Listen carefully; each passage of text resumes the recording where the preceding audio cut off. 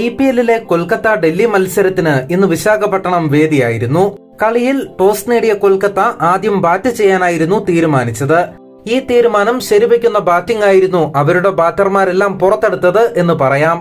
നിശ്ചിത 20 ഓവർ അവസാനിക്കുമ്പോഴേക്കും 7 വിക്കറ്റിന് 272 റൺസാണ് കൊൽക്കത്ത ബാറ്റർമാർ അടിച്ചെടുത്തത്.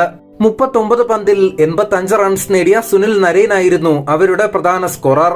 അവർക്കു വേണ്ടി ഇന്ന് അരങ്ങേറ്റം നടത്തിയ അങ്കക്രിഷ് രഘുവൻഷി 27 പന്തിൽ 54 റൺസും ആന്ദ്രെ റസൽ 19 പന്തിൽ 41 റൺസും നേടി.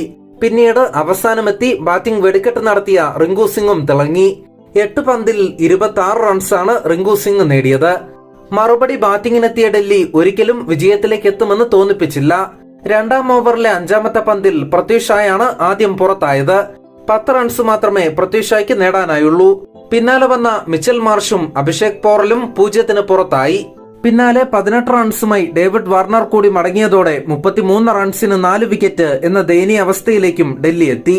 പിന്നാലെ 93 റൺസിന്റെ കൂട്ടുകെട്ടുമായി ഋഷഭ് പന്ത്, ട്രിസ്റ്റൻ സ്റ്റബ്സ് എന്നിവർ തിളങ്ങിയെങ്കിലും അവരെ വിജയത്തിലേക്ക് എത്തിക്കാൻ ഇതൊന്നും മതിയാകുമായിരുന്നില്ല. 25 പന്തിൽ 55 റൺസാണ് പന്ത് നേടിയത്. 4 ബൗണ്ടറിയും 5 സിക്സറും പന്ത് നേടിയിരുന്നു. കാലിലെ വേദന കാരണം മുടന്തിക്കൊണ്ടായിരുന്നു ഇന്ന് പന്ത് ബാറ്റ് വീശിയത്.